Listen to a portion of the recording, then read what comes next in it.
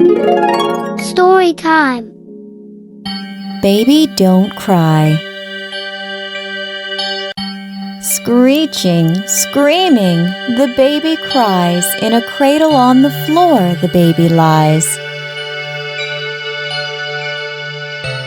Mommy sings him nice lullabies, but the baby still has tears in his eyes. Hearing the cry, Daddy wakes up and opens the door. Smiling, he says, "Hey, little champ, your cry is louder than my snore." Mommy gets him a cute soft toy, hands him a teddy bear to enjoy.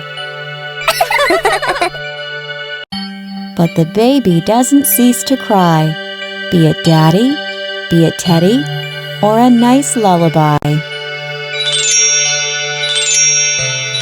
Then Mommy takes a look at baby's nappy and says, "It's wee-wee, now I know how to make you happy.